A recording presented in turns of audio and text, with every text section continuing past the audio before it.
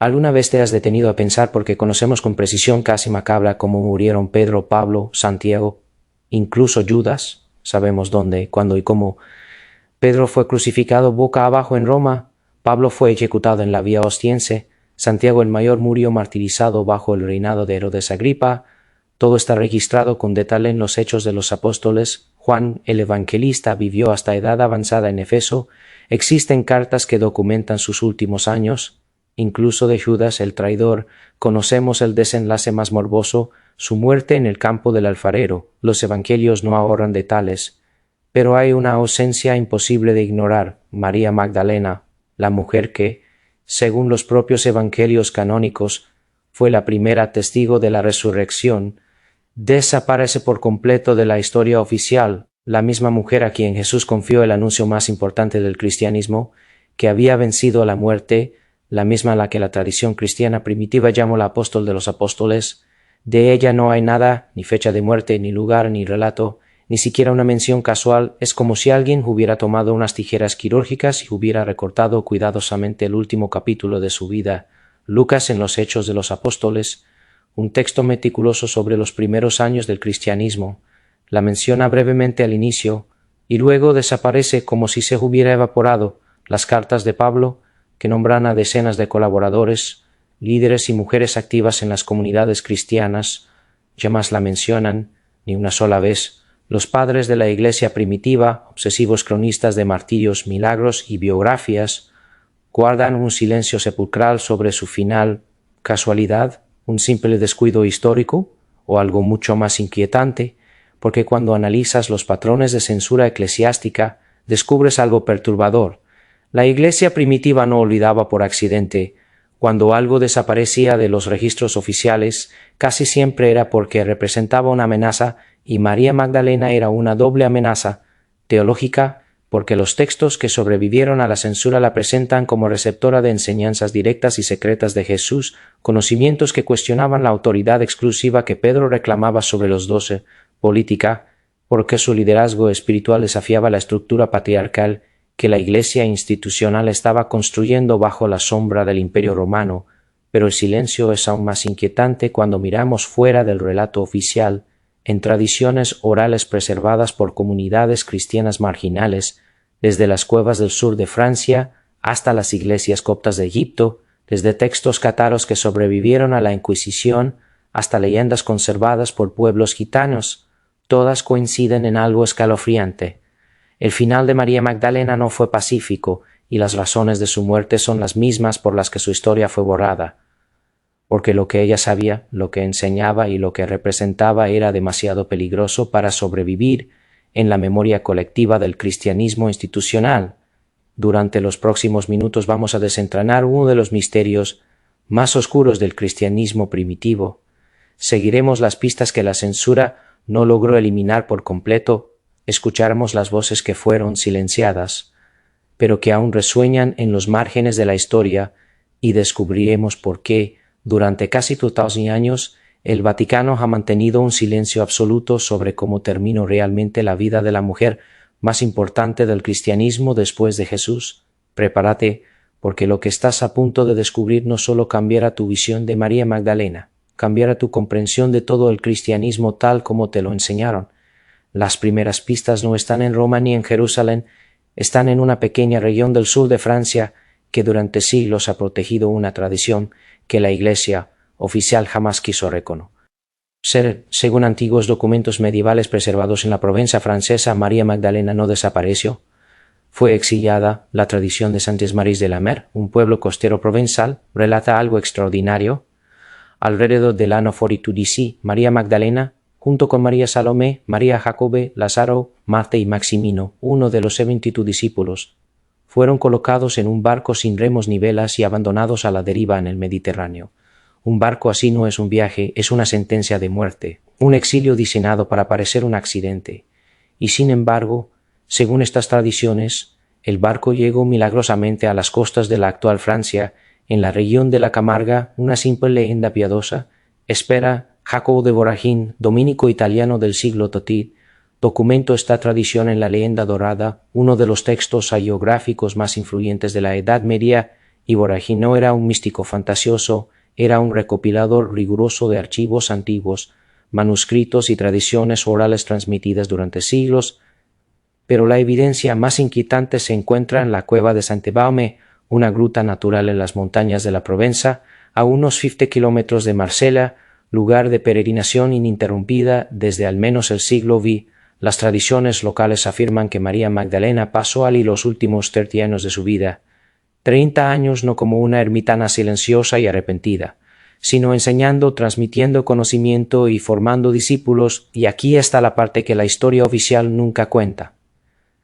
Según textos conservados en monasterios de la región, María Magdalena no vivía aislada del mundo, recibía visitantes, guiaba a buscadores espirituales, mantenía viva una forma de cristianismo que no dependía ni de Roma ni de Jerusalén, un cristianismo que el poder no podía controlar, un cristianismo de experiencia directa con lo divino, de revelación personal sin intermediarios, de conocimiento interior que no requería permiso de ninguna jerarquía. Exactamente el tipo de cristianismo que Pedro y Pablo estaban intentando eliminar para establecer una iglesia institucional y jerárquica. Los registros arqueológicos confirman algo revelador. La cueva de Saint-Baume fue efectivamente un centro de culto cristiano muy antiguo, mucho antes de que el Vaticano reconociera oficialmente. Cualquier santuario en Francia mucho antes de que la Iglesia católica tuviera poder en esa región. ¿Qué significa esto? Significa que comunidades cristianas primitivas veneraban este lugar décadas, quizás siglos antes de que la Iglesia oficial decidiera que era doctrina aceptable y que era heredia. Y significa que María Magdalena no desapareció pasivamente de la historia, como sugiere el silencio de los textos canónicos. Fue activamente exiliada a los márgenes geográficos del mundo conocido y a los márgenes teológicos del cristianismo naciente. Pero incluso en el exilio, incluso en una cueva remota en las montañas del sur de Francia, su influencia era tan poderosa que generaba comunidades, atraía buscadores desde lugares lejanos, amenazaba la narrativa oficial que se estaba construyendo en Roma. Ahora viene la revelación que cambia todo. María Magdalena no solo enseñó durante esos 30 años en la cueva, escribió, y lo que escribió fue tan peligroso que la Iglesia intentó borrarlo de la existencia. En 1896, un erudito alemán llamado Karl Reinhardt compró un antiguo códice en un mercado de antigüedades en el Cairo. Ese manuscrito, conocido ahora como Papiro de Berlín 8502, contenía un texto que la cristiandad oficial había declarado perdido para siempre, el Evangelio de María Magdalena, pero este Evangelio no fue perdido por accidente en algún incendio fortuito de biblioteca. Según los investigadores de la Universidad de Harvard, especialmente la doctora Karen King, este texto fue sistemáticamente suprimido durante los primeros siglos del cristianismo porque contenía enseñanzas que contradecían frontalmente la estructura de poder que Pedro estaba estableciendo. ¿Qué decía este Evangelio? Fragmentos preservados revelan algo explosivo. María Magdalena recibía visiones directas del Salvador resucitado, enseñanzas que Jesús no compartía con los demás discípulos, revelaciones privadas que iban más allá de lo que los 12 conocían. Y no solo eso, el texto registra un conflicto directo, violento en su intensidad, entre María y Pedro. Cito textualmente del Evangelio de María, capítulo 9. Pedro dijo a María: hermana, sabemos que el Salvador te amaba más que a las demás mujeres. Dinos las palabras del Salvador que recuerdas, que tú conoces, pero nosotros no hemos escuchado. María responde compartiendo una visión sobre el ascenso del alma, sobre el conocimiento interior, sobre cómo liberarse de las ataduras del mundo material. Pero entonces Pedro reacciona, con furia apenas contenida: ¿acaso hablo con ella en secreto, sin nuestro conocimiento y no abiertamente? Tenemos que cambiar nuestras costumbres y escuchar todos a esta mujer. Lee eso de nuevo despacio. Pedro no está cuestionando la doctrina específica que María enseña, está cuestionando la autoridad de una mujer para enseñar. Está indignado porque Jesús compartió conocimientos con María que no compartió con él, con Pedro, el supuesto líder de los apóstoles. Y aquí está él. Punto crítico que conecta todo. Las enseñanzas de María Magdalena en este Evangelio presentan un camino espiritual radicalmente diferente al que la Iglesia institucional estaba construyendo. Ella enseñaba experiencia directa de lo divino sin necesidad de intermediarios humanos. La Iglesia de Pedro enseñaba obediencia a la autoridad apostólica, jerarquía estricta, intermediación obligatoria. Ella enseñaba que el reino de los cielos está dentro de cada persona, accesible directamente. La Iglesia enseñaba que la salvación solo viene a través de la institución eclesiástica, los sacramentos administrados por sacerdotes autorizados. Ella enseñaba libertad espiritual. La Iglesia enseñaba dependencia institucional. ¿Entiendes ahora por qué este evangelio tenía que desaparecer? Porque si las enseñanzas de María Magdalena hubieran prevalecido en el cristianismo primitivo, no habría necesidad de obispos con poder temporal. No habría necesidad de papas que reclamaran autoridad absoluta. No habría necesidad de una estructura jerárquica. En este momento preciso de la historia finalmente están germinando. ¿Alguna vez habías escuchado sobre el Evangelio de María Magdalena? Cuéntame en los comentarios. Me fascina conocer que tanto saben los verdaderos buscadores de la verdad como tú. Tu experiencia puede iluminar a otros que recién despiertan a estas revelaciones que durante siglos permanecieron ocultas. El año 431 después de Cristo marca un punto de quiebre brutal en la historia del cristianismo. Y también marca el momento en que el destino de María Magdalena fue oficialmente sellado. El Concilio de Efeso no solo definió doctrinas mariológicas sobre la Virgen María, también silencio para siempre. Cualquier vestigio de veneración a María Magdalena como figura de autoridad espiritual, y aquí viene algo que no puede ser coincidencia. Este concilio se realizó en Efeso. Según algunas tradiciones ortodoxas orientales, Efeso era precisamente donde María Magdalena había pasado sus últimos años junto al apóstol Juan. Era la ciudad que supuestamente guardaba su memoria más viva, más intacta. Y fue exactamente allí, en ese lugar cargado de memoria sobre ella, donde la Iglesia institucional decidió borrarla definitivamente de la narrativa oficial. Los registros del Concilio de Efeso, preservados en archivos vaticanos y ortodoxos, muestran una obsesión particular: establecer a la Virgen María como la única femenina de veneración legítima en el cristianismo. María la Madre, María la Virgen, María Seotocos, pero nunca María la Apóstol, nunca María la Maestra, nunca María Magdalena la discípula amada. La estrategia era brillante en su crueldad calculada: elevar a una María para eliminar a la otra, crear una figura femenina tan exaltada en su pureza virginal, tan inalcanzable en su santidad materna, que cualquier otra mujer quedara automáticamente descalificada, especialmente una que había sido líder espiritual, maestra reconocida y posiblemente compañera íntima de Jesús. Según la investigación de la doctora Graham Brock de la Universidad de Harvard, este patrón no fue accidental, producto de evolución teológica natural. Fue una campaña teológica deliberada, planificada, ejecutada con precisión. Los padres de la Iglesia del siglo II participaron activamente: Ambrosio de Milán, Jerónimo de Estridón, Agustín de Hipona. Todos ellos participaron en transformar sistemáticamente la imagen de María Magdalena de apóstol de los apóstoles a pecadora arrepentida, de maestra espiritual reconocida a mujer difamada, de receptora de revelaciones divinas a modelo silencioso de sumisión penitente. Y aquí está el paralelo escalofriante que conecta todo justo cuando este proceso de difamación teológica alcanzaba su punto máximo. Las comunidades cristianas que aún veneraban a María Magdalena como figura de autoridad comenzaron a ser perseguidas. Los gnósticos que preservaban sus evangelios fueron declarados herejes y casados. Los montanistas que permitían liderazgo femenino inspirado en su ejemplo fueron exterminados sistemáticamente. Los marcionitas que incluían textos atribuidos a ella en sus escrituras fueron perseguidos hasta la extinción. El método era el mismo que se usó contra Hipatia de Alejandría en el año 415 después de Cristo.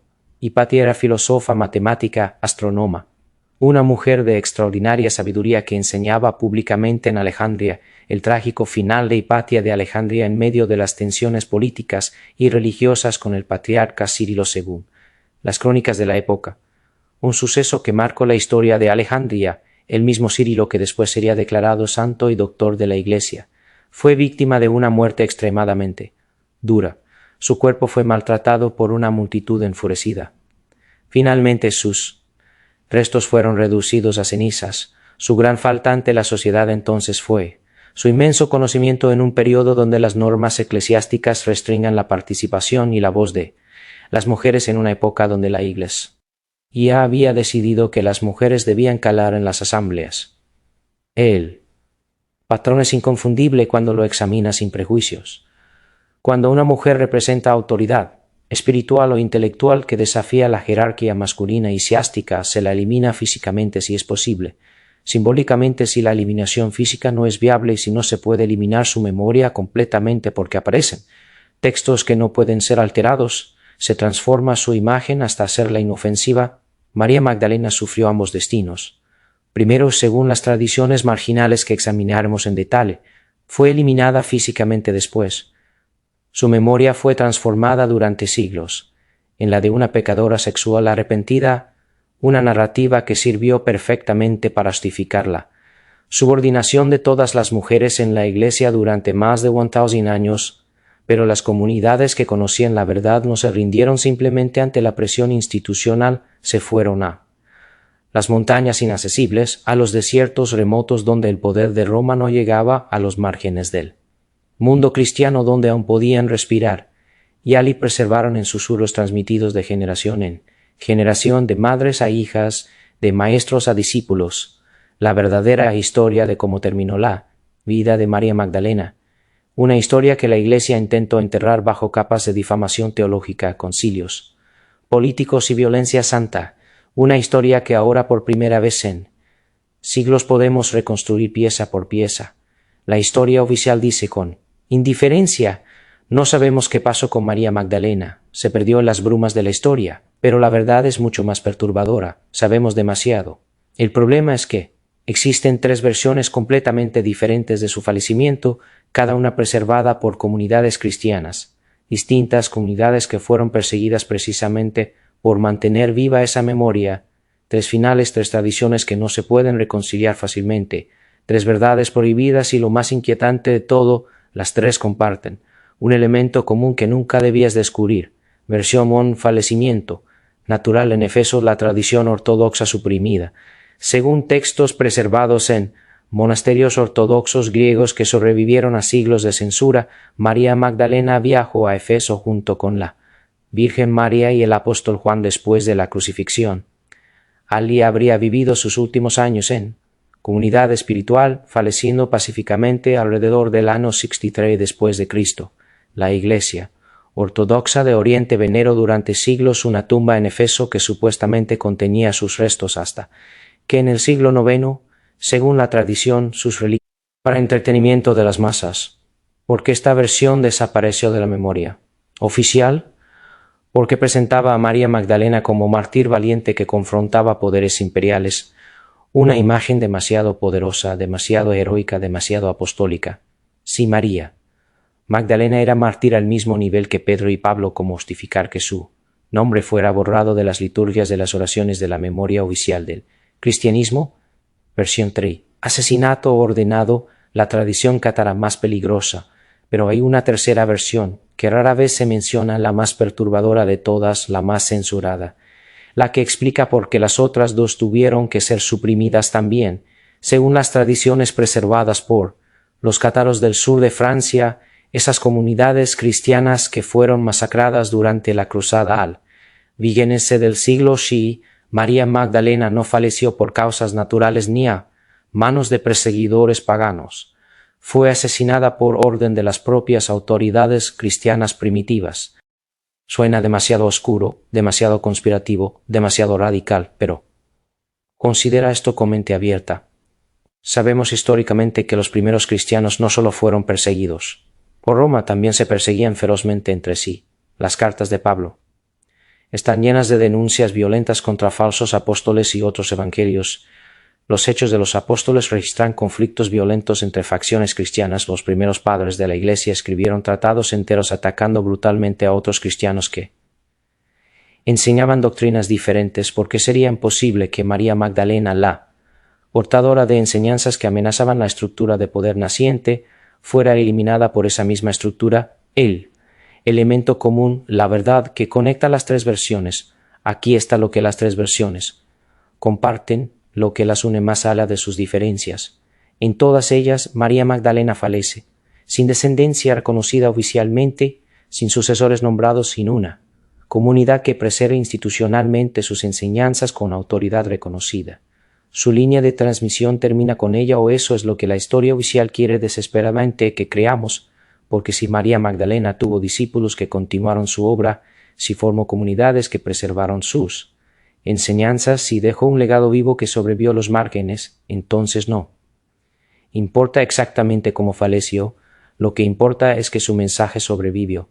Y eso, más que cualquier detalle específico de su fallecimiento, es lo que la Iglesia institucional nunca pudo tolerar. Para entender por qué lo que pasó con María Magdalena fue tan censurado, necesitamos hablar de los cátaros.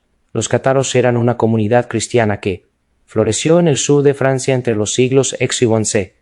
Según investigadores como el Dr. Jean Duvernoy, preservaban tradiciones cristianas primitivas directas de las primeras comunidades orientales, tradiciones que incluían algo que la Iglesia católica consideraba imperdonable: la veneración de María Magdalena como figura central del cristianismo, superior incluso a Pedro en autoridad espiritual. Los textos cátaros presentaban a María Magdalena como la verdadera heredera espiritual de Jesús. Hablaban del evangelio, del amor que ella guardaba de él. Consolamentum, un sacramento de conocimiento directo sin intermediarios, de las palabras secretas del Salvador que sólo ella había comprendido, y los cátaros afirmaban que María Magdalena había sido deliberadamente eliminada por las autoridades de la Iglesia primitiva porque sus enseñanzas hacían innecesaria toda la estructura clerical. No necesitas sacerdote si tienes conocimiento directo de lo divino, no necesitas obispo si tienes revelación personal, no necesitas papa si el reino de Dios vive dentro de ti. Esta enseñanza era dinamita espiritual. En el año 1209, el Papa Inocencio convocó la Cruzada Albigense, la primera cruzada cristiana contra otros cristianos. Durante 40 años arrasó el sur de Francia. Se estima que 1 millón de personas perecieron, ciudades enteras fueron borradas, bibliotecas enteras incineradas, y con ellas desaparecieron los textos cátaros sobre María Magdalena. El último reducto fue el castillo de Montsegur, en marzo de 1244. Se rindieron, pero antes 4 hombres escaparon en la noche, llevando consigo documentos sagrados, textos que la Iglesia desesperaba por eliminar, que contenían, según confesiones de la Inquisición, los cátaros tenían un texto llamado el Libro del Amor. Ese libro contenía las últimas palabras de María, la amada del Señor, las palabras que explicaban por qué fue silenciada, las palabras que contenían la clave del verdadero cristianismo sin instituciones. La Inquisición torturó a cientos buscándolo. Excavaron montañas enteras. Nunca lo encontraron, o quizás sí lo eliminaron en secreto porque su contenido era demasiado peligroso. Piensa en esto: una institución que hizo representar el amor persiguió a un millón de personas. ¿Por qué? Por textos sobre María Magdalena, por enseñanzas que ponían el conocimiento interior por encima de la autoridad externa, que sabía ya que valía la pena esto años después. Sí, María Magdalena desapareció sin rastro, porque 5 lugares en Europa afirman poseer sus restos. Esta multiplicidad es manipulación histórica deliberada. Saint Maximin en Francia afirma poseer su cráneo, redescubiertos en 1279, justo cuando la Iglesia necesitaba reforzar control después de la Cruzada, pero estudios antropológicos revelan que los huesos proceden de al menos 3 individuos diferentes, 3 mujeres, presentadas como una sola María Magdalena. La Iglesia ortodoxa dice que vivió en Éfeso, pero no hay registros arqueológicos que lo confirmen, solo tradición oral que contradice las francesas. Era el centro de peregrinación en la Edad Media. Afirmaban tener sus reliquias completas hasta que fueron desacreditadas por la propia Iglesia. Las reliquias aparecen y desaparecen según conveniencias políticas. Dime desde dónde estás viendo este vídeo. Escribe tu país en los comentarios. Formemos una red global de buscadores. Los artistas medievales sabían verdades que no podían expresar abiertamente, así que las pintaron en código. El símbolo central era el frasco de alabastro. Aparecen pinturas en contextos que no tienen nada que ver con la unción original. Según historiadores del arte, el frasco era símbolo críptico.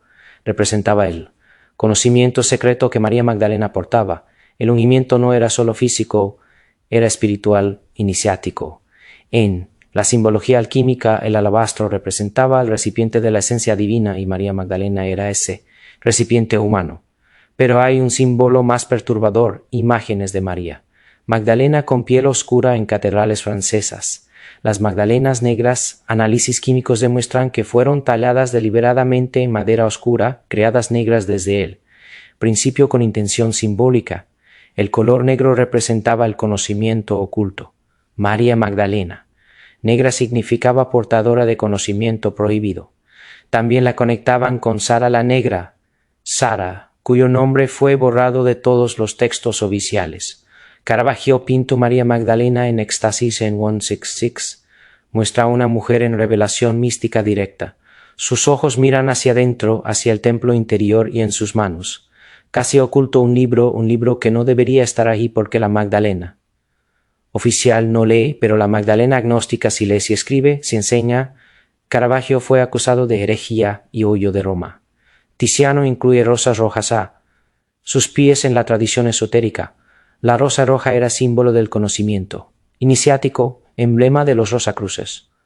María Magdalena, la rosa mística, portadora de la gnosis del Cristo. Durante siglos, artistas arriesgaron sus vidas, preservaron imágenes, lo que no podían decir en palabras nos dejaron, pistas para que nosotros también pudiéramos saber.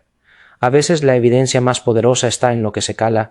Cuando examinas escritos de los padres de la Iglesia primitiva, el silencio sobre María Magdalena es ensordecedor, no es olvido casual, es omisión sistemática, quirúrgicamente precisa. Eusebio de Cesarea escribió la historia eclesiástica. Menciona decenas de figuras de tales, pero de María Magdalena, la primera testigo de la resurrección, ni una palabra sobre su vida después se desvanece del registro histórico.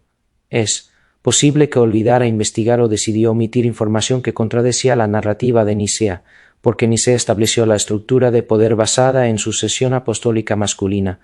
María Magdalena cuestionaba ese edificio de autoridad. Jerónimo tradujo la Biblia al latín. En Lucas aparece una mujer pecadora anónima. Jerónimo deliberadamente fusionó esta figura con María Magdalena. No hay evidencia bíblica para esta fusión, pero lo hizo con plena conciencia para transformarla de apóstola pecadora, arrepentida, de maestra espiritual a modelo de su misión. Funcionó durante 100 años hasta que el Vaticano, en 1969, admitió el error, pero el daño ya estaba hecho. Agustín escribió millones de palabras, pero sobre María Magdalena apenas unas líneas, solo la menciona como pecadora perdonada. Agustín sabía perfectamente. Eligió calar porque estaba construyendo la teología institucional. María Magdalena era incompatible con ese proyecto, así que la silenció teológicamente. El patrón es inconfundible. Escriben extensamente sobre figuras que apoyan el poder. Escriben contra herejes, pero sobre María Magdalena, silencio estratégico absoluto. Es la técnica más sofisticada de censura. No, atacar directamente, simplemente omitir, ignorar. Pero ese silencio traiciona algo crucial. Sabían que era importante, tan importante que no podían atacarla, sin revelar cuánto poder tenía. Tan peligrosa que la única estrategia era el silencio, porque no se silencia lo irrelevante, se silencia lo peligroso. María Magdalena no desapareció sin legado, dejó una heredera espiritual, Sara la Negra. Cada año miles de gitanos peregrinan a Saintes Maries de la Mer para honrar a Sara la Negra. No van por mandato católico. La Iglesia no reconoce esta devoción, van porque sus ancestros transmitieron. Una historia durante casi 2000 años, una historia que ninguna institución pudo borrar porque vivía en memoria oral.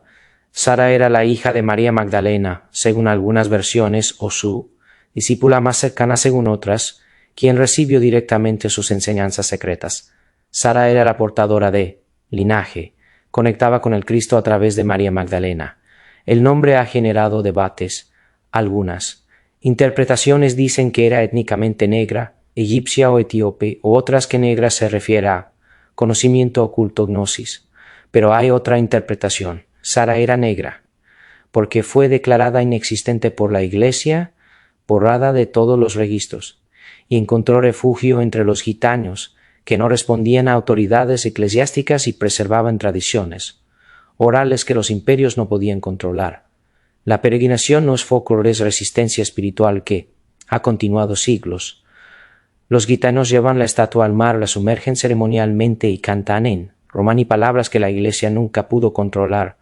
Según investigadores, este ritual preserva memoria de un bautismo original, no el institucional, sino un bautismo de conocimiento directo, una iniciación en enseñanzas secretas que María Magdalena transmitió. Existen fragmentos de enseñanzas preservadas en comunidades gitanas nunca escritas, solo transmitidas oralmente de madres a hijas. Una dice: la luz que buscas no está en templos de piedra, está en el templo de carne que eres tú. Nadie puede darte esa luz, porque ya la posees. Solo necesitas despertar. Es casi idéntica al Evangelio de María Magdalena y de Tomás.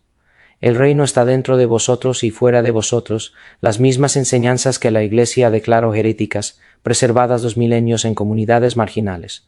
No importa si Sara era hija biológica o discípula, lo que importa es que representa continuidad, la prueba de que el mensaje no terminó. Sobrevivió en comunidades que la Iglesia no pudo controlar. Sara es el ADN espiritual de María Magdalena y ese sigue vivo en cada persona que siente una verdad que no le enseñaron, en cada buscador que desconfía de instituciones y busca experiencia directa, en cada alma que sabe que el Cristo vive dentro. Ese es el legado real. Está en ti, en tu búsqueda, en tu sed, en tu negativa a aceptar versiones incompletas. Existe un texto que la Iglesia dice que no existe. Se llama el Testamento de María en el texto gnóstico Pistis Sophia. María Magdalena aparece como principal, interlocutora de Jesús resucitado. De 164 preguntas a Jesús, 67 provienen de María, más que Pedro, Juan y todos los varones combinados. Jesús le dice: María, tú eres más dichosa que todas las mujeres, ti usarás la plenitud de todas las plenitudes. A ti te revelaré todos los misterios del reino, porque tu corazón está más dirigido al reino que todos tus hermanos. Según la doctora Helene Pagels, esto sugiere que existía un testamento completo de María Magdalena con enseñanzas avanzadas que otros no recibieron. En Actas de la Inquisición hay menciones a un texto, el libro peligroso. Los cátaros lo llamaban las palabras de la amada, el testamento de. La primera luz contenía las últimas enseñanzas de María Magdalena pronunciadas en la cueva. Uno de estos testimonios dice: el libro contiene palabras sobre el Cristo interior en cada alma, palabras que hacen innecesarios los sacramentos, innecesarios los sacerdotes, innecesaria toda la Iglesia con su jerarquía. ¿Ves por qué tenía que ser suprimido? Fragmentos de enseñanza sobrevivieron. Académicos como el Dr. Marvin Meyer han reconstruido el contenido probable. 1. El reino interior accesible, directamente. No busquen al Cristo en templos de piedra. El templo verdadero es la carne, que habitamos. El Cristo ya habita dentro. 2. Autoridad personal sin intermediarios. Ningún hombre puede interponerse entre tu alma y lo divino. El que dice: solo a través de mí llegarás, miente y busca controlarte. 3. Resurrección como despertar. La resurrección verdadera no es del cuerpo de carne, sino del espíritu dormido que despierta. Resucitar es despertar al Cristo que siempre vivió en ti. 4. La gnosis femenina. La sabiduría de Dios es femenina. Sofía es su nombre. El mundo no conocerá paz hasta que honre lo femenino como portal de lo divino. ¿Por qué eran peligrosas? Porque cuestionaban los pilares del poder. Autoridad sacerdotal, no necesitas intermediarios. Control sacramental, la gracia está en ti. Jerarquía patriarcal, lo divino se manifiesta en lo femenino. Si hubieran prevalecido, no habría papas, obispos, indulgencias, nada de la maquinaria de poder que la Iglesia construyó. Según tradiciones secretas, había una enseñanza final que María Magdalena pronunció antes de partir. Reunió a sus discípulos y les dijo: cuando ya no esté, no construyan monumentos a mi memoria, no eleven mi nombre sobre otros. Yo no vine a crear nueva dependencia, sino a señalar el camino a la libertad total. El Cristo que conocí no estableció iglesia institucional, estableció libertad interior, no dio poder a hombres específicos, dio poder a almas sin distinción, no creó jerarquías, reveló igualdad divina fundamental cuando vengan aquellos que digan: solo nosotros tenemos la verdad. Recuerden, el que busca controlar tu acceso a lo divino busca convertirse en tu intermediario, el que dice que necesitas Su permiso te está limitando. El que te hace temer conexión con el Creador te está apartando de tu poder. Yo vi al Cristo, caminé con Él, lo amé y fui amada. Y Él nunca me dijo que necesitaba otro hombre para llegar al Padre. Él me dijo, María, tú eres el templo vivo, tú eres el camino, tú eres la verdad viva, y eso mismo es lo que Él te dice a ti. No permitas que nadie te limite en esa verdad. Esta enseñanza representa algo que ninguna institución puede tolerar. Por eso el testamento fue suprimido con más intensidad que cualquier texto, porque cuestionaba la existencia misma de la Iglesia como institución de poder. Durante casi 2000 años el silencio fue casi perfecto, pero ahora algo extraordinario está sucediendo. La verdad emerge desde múltiples frentes: descubrimientos arqueológicos, investigación académica, despertar espiritual global. Esto no es casualidad, es profecía cumpliéndose. La historia espiritual se mueve en ciclos: oscurecimiento donde la verdad es enterrada, revelación donde lo oculto vuelve a la luz. Estamos viviendo uno de esos momentos. María Magdalena está en el epicentro. En 1945 se descubrieron los manuscritos de Nag Hammadi, 52 textos gnósticos con evangelios de María Magdalena, Tomás y Felipe, preservados en jarras durante 1600 años, esperando el momento exacto.